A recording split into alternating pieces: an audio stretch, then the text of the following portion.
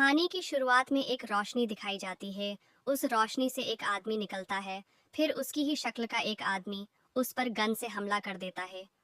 फिर दोनों आदमियों में लड़ाई शुरू हो जाती है। जवान आदमी जो एक टर्मिनेटर था, वो बूढ़े आदमी को मारना शुरू कर देता है। फिर एक लड़की उस टर्मिनेटर की आंख पर गोली मार देती है और टर्मिनेटर ऑफ हो जाता है। फिर हमें एक दूसरे आदमी का सीन दिखाई देता है, जो भी उस रोशनी से भर आता है कि अचानक उस पर पुलिस हमला कर देती है। आदमी भाग निकलता है कि एक पुलिस वाला उसको रोक लेता है। वह अपने हाथ को तलवार में बदल लेता है और आदमी पर हमला कर देता है। आदमी जिसका नाम जेम्स है, वह बड़ी मुश्किल से ही बच पाता है।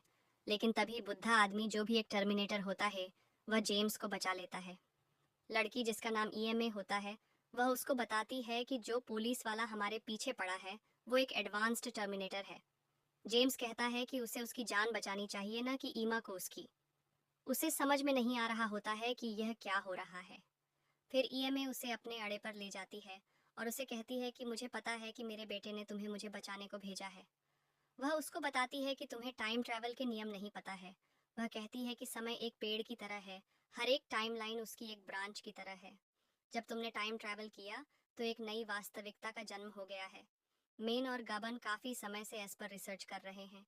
उसने भी मुझे मारने की कोशिश की थी, पर मैंने जैसे तैसे इसको अपने साथ मिला लिया। फिर अचानक एडवांस्ड टर्मिनेटर वहां पर पहुंच जाता है और हमला कर देता है। वह एक ही हमले में गबान को दीवार में फंसा देता है, फिर अपनी मर्क्यूरी से जिंदा काट देता है। फिर टर्मिनेटर और एडवांस्ड टर्मिनेटर हमला कर देते हैं। वह दोनों भागते भागते फैक्ट्री में चले जाते हैं और एसिड से एडवांस टर्मिनेटर को मार देते हैं। दूसरी तरफ टर्मिनेटर जो गबन को मारने वाला ही था, वो बंद हो जाता है।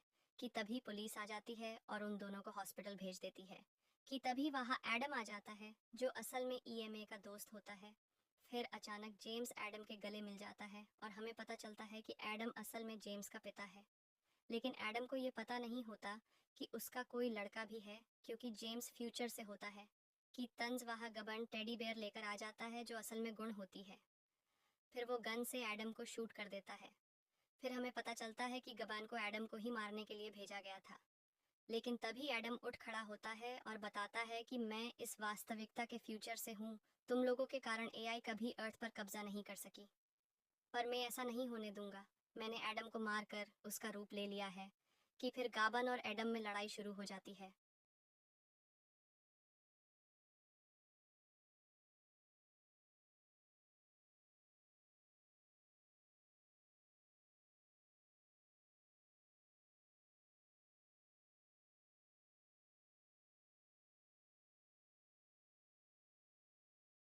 एडम गाबन को मारने वाला ही होता है कि अचानक जेम्स एमआरआई मशीन को शुरू कर देता है और एडम को हरा देता है। सारे लोग भाग जाते हैं। फिर वह अपने सीक्रेट जगह पर चले जाते हैं, जहां जेम्स गाबन को कन्फ्रंट करता है। गाबन एडम को सारा सच बताता है कि इस वास्तविकता में 4 टर्मिनेटर हैं में, और एडवांस टर्मिनेटर एक टाइमलाइन के है, जबकि दूसरा टर्मिनेटर किसी और टाइमलाइन का था। और एडम इस टाइमलाइन के फ्यूचर से है। कि तभी वहां एडम आ जाता है और ईएमए उस पर ग्रेनेड फेंक देती है, जिसके कारण एक बड़ा धमाका होता है। गबन ईएमए और जेम्स को लेकर बस से भाग जाता है। कि हमें दिखाया जाता है कि धमाके से एडम निकलता है, उसकी स्किन जल जाती है, लेकिन फिर रेजरनेट हो जाती है। फिर एडम बस का पीछा करता है, लेकिन गबन उसे अपने नए गैजेट से मारता है, जिसके कारण बस और एडम पानी में गिर जाते हैं। पुलिस उन्हें अरेस्ट कर लेती है, पर यह उनके प्लान का हिस्सा होता है। वह पुलिस स्टेशन जाकर एआई कोर्ट तक पहुंच जाते। कि फिर वहां एडम आ जाता है और गाबन एडम से लड़ता है। लड़ाई में गाबन अपना हाथ खो देता है। कि फिर वहां एमा और जेम्स आ जाते हैं और एडम पर हमला कर देते हैं, पर इसका कोई फायदा नहीं होता, जिसके कारण गाबन एडम को लेता है और एआई कोड में चला जाता है। फिर फट जाता है। पर हमें दिखाया जाता है कि गाबन ने अपनी कॉन्शियसनेस एक दूसरे टर्मिनेटर में डाउनलोड कर ली है, जो हमें शुरुआत में दिखाया गया था।